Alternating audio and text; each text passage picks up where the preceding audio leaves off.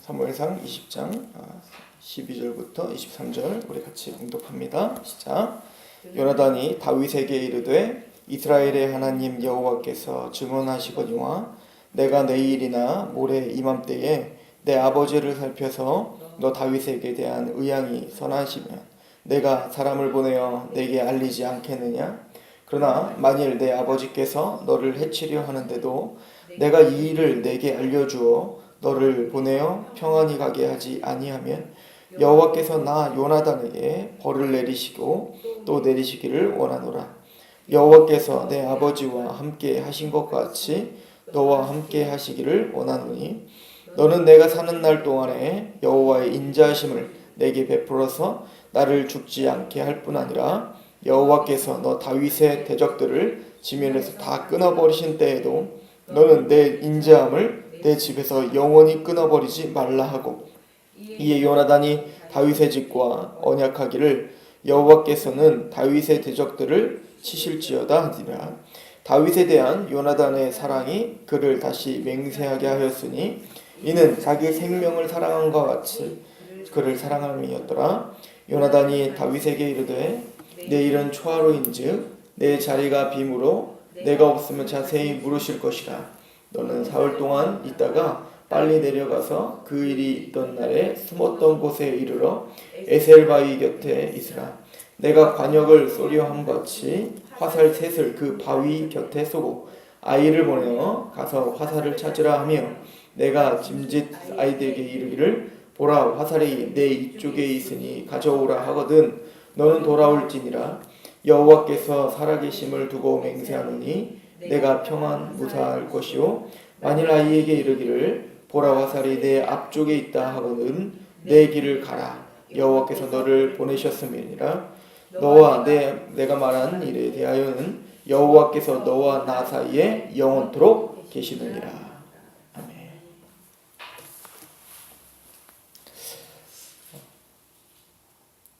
요나단과 다윗의 이 대화 속에서는 우리가 맹세, 언약이라고 하는 개념을 잘 볼 수가 있어요.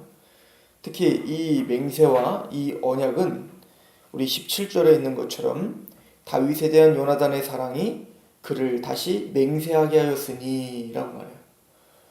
맹세를 하게 하였어요. 맹세를 할 수밖에 없게 만들어버렸죠. 뭐냐면 사랑이에요.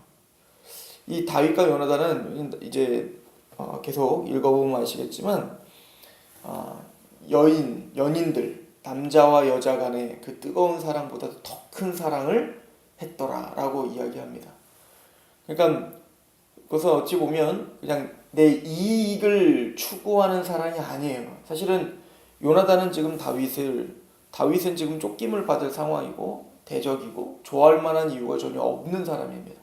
근데 요나단은 다윗이 그냥 그렇게 사랑스러운 거예요. 그냥 그렇게 좋은 거예요. 다윗도 어떻게 보면 사울의 아들 아닙니까? 불안할 수도 있고 항상 뭔가 불편할 수도 있지만 그 뭔지 모를 그 사랑이 다윗도 요나단에게 있었던 겁니다. 근데 그 불같이 뜨거운 사랑이 맹세하게 하였다라고 오늘 말씀하고 있습니다. 하나님이 우리를 향한 맹세, 하나님이 우리를 향한 언약도 마찬가지예요. 하나님이 우리에게 왜 맹세를 하셔야 됩니까?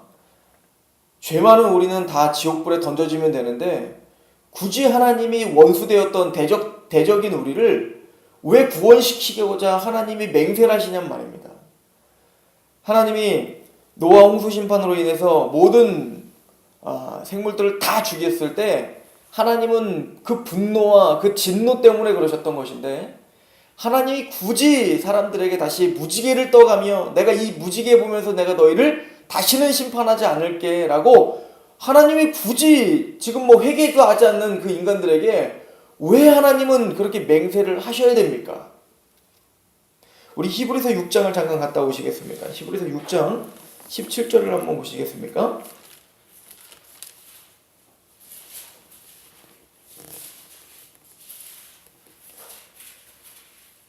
히브리서 6장 우리 17절부터 보면 제가 한번 읽어볼게요. 하나님은 약속을 기업으로 받는 자들에게 그 뜻이 변하지 아니함을 충분히 나타내시려고 그 일을 맹세로 보증하셨나니 이는 하나님이 거짓말을 하실 수 없는 이 두 가지 변하지 못할 사실로 말미암아 앞에 있는 소망을 얻으려고 피난처를 찾는 우리에게 큰 안위를 받게 하려 하심이라. 아니, 죄 많은 우리를 평안하게 하시기 위하여, 우리를 안위받게 하기 위하여, 걱정 마, 내가 널 반드시 구원할 거야, 내가 너를 반드시 천국 보내고 그 유업은 바로 네 거야 라고 안위를 받게 하시려고 하나님이 맹세로 보증하셨다는 거예요. 왜 우리에게 그러셔야 된단 말입니다. 우리는 그럴 만한 자격이 전혀 없는데도 말이죠, 하나님이 우리를 사랑하셨기 때문이다 라고 밖에 우리는 대답할 길이 없는 거예요. 요나단이 다윗을 너무 사랑했기 때문에 맹세하게 하였다 라고 오늘 본문이 말한 것처럼 하나님 우리를 너무 사랑하셨기 때문에 이 언약의 말씀으로 맹세로 보증하여 우리에게 참 안식을 준 거예요. 그래서 언약을 받은 우리들에게 라고 해서, 그래서 구원이란 하나님의 약속을, 그 맹세를 믿는 거예요. 또한 오늘 본문을 통하여서 우리가 볼 수 있는 것은 이 맹세의 효력이에요. 하나님이 해주신 맹세는 반드시 성취되는 겁니다. 이것을 다윗과 요나단과의 관계 속에서 보여주고 있는데, 오늘 요나단과 다윗이 뭐라고 고백하냐면 14절을 보시면, 사무엘상 20장 14절에 보면 너는 내가 사는 날 동안에 여호와의 인자심을 내게 베풀어서 나를 죽지 않게 할 뿐 아니라 여호와께서 너 다윗의 대적들을 지면에서 다 끊어버리신 때에도 너는 내 인자함을 내 집에서 영원히 끊어버리지 말라 하고, 이에 요나단이 다윗의 집과 언약하기를 여호와께서는 다윗의 대적들을 치실지어다 아니라. 지금 요나단 보세요. 다윗은 사실은 지금 전혀 힘이 없어요. 쫓김당하고 언제 죽을지 모르는 위태위태한 상황인데, 요나단은 믿음으로 그걸 봤어요. 이 사람은, 이 다윗은 하나님의 사람이구나, 하나님이 함께하는 사람이기 때문에 이 사람이 마침내는 내가 왕이 되는 게 아니라 이 사람이 왕이 될 거야를 믿음으로 봤다고요. 그리고는 그 믿음을 갖고 확신컨대 네가 나중에 왕위를 갖게 되면 아무도 너의 대적들은 다 하나님이 치실 거야. 그럼 그때 나를 좀 생각해 줘라. 나의 자손까지도 좀 생각해 줘라. 나의 자손도 살려줘라. 이건 엄청난 믿음 아닙니까? 어찌 보면 우리가 예수님을 믿는 믿음이 이 요나단이 다윗을 믿는 믿음과 비슷해요. 예수님을 말로만 들을 때는 하나님이시고 장차 재림하실 것이고, 근데 지금은 고난받으셨는데, 게다가 우리의 실제적인 삶 속에서도 예수님을 믿는다고 해서 뾰족한 수가 잘 안 나오거든요.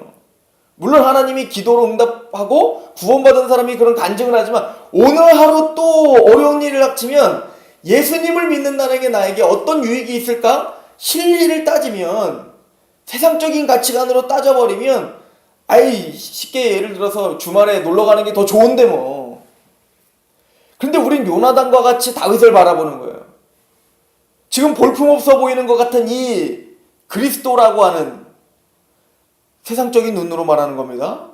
그러나 그분이 영광스럽고 가치가 있으며 나의 모든 것을 다 포기하서라도 그분을 붙잡고, 주님은 나의 환난 날의 도우심입니다. 마지막 심판 때에 나의 구원자시고 영원한 영광을 준비하실 분입니다. 나를 기억하소서. 이게 바로 요나단의 고백이었던 거예요. 다윗을 향한 고백인 것처럼 다윗의 자손 예수님에 대한 우리의 고백인 거예요. 이게 뜨거운 사랑으로 맹세하게 하는 겁니다. 하나님도 우리를 향한 뜨거운 사랑이 있어서 맹세하신 것처럼 우리도 하나님에 대한 뜨거운 사랑이 생긴 거예요. 그래서 하나님께 맹세해요. 그러므로 이제는 우리 몸을 거룩한 산제물로 드리겠습니다, 주님. 나는 이제부터 불의한 병기로 사는 것이 아니라 의의 병기로서 하나님의 의와 그 나라를 위해서 살겠습니다라고 나도 모르게 하나님께 약속을 하며 살아가고 시작하는 거예요. 이게 구원받은 자들이에요.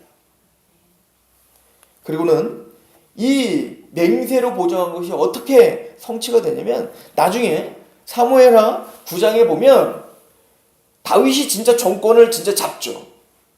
그리고는 요나단도 죽고 사울도 다 죽었을 때에 여러분들 생각해보세요. 우리나라도 왕위가 바뀌면, 정권이 바뀌면 어떻게 되죠? 숙청이 들어가는 거예요. 숙청이. 이번에도 북한이 김정은이 딱 세습이 되니까 어떻게 됩니까? 자기 아버지의 세습인데도 불구하고 엄청난 숙청들이 일어났잖아요. 그런데 마찬가지로 다윗이 정권을 잡았으니 이제는 아예 뭡니까? 대적이었던 다윗이 정권을 잡았으니 이제는 대대적인 수청이 들어간단 말입니다. 그래서 정말 많이 죽었어요. 근데 그때 요나단의 자손이 누가 있느냐라고 다윗이 살펴보게 합니다. 왜죠? 요나단과 이 언약 때문에 그래요. 그래서 무미보셋이라고 하는 전룩발이입니다.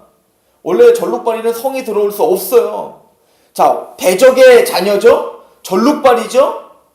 그런데 그를 왕의 식탁에 참여하게 한단 말이에요. 이게 우리예요. 하나님이 우리에게 주신 그 언약 때문에 우리는 뭡니까? 대적의 자녀였죠. 우리 마귀의 자손이었잖아요. 사단의 지배를 받았고 죄의 종이었잖아요. 그런데 우리를 하나님의 왕의 식탁에 앉혀주시겠다는 거예요.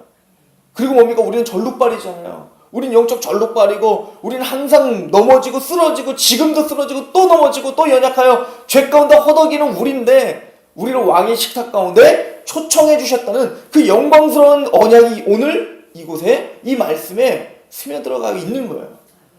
저와 여러분들은 왕의 식탁에 참여할 언약의 자손들인 거죠.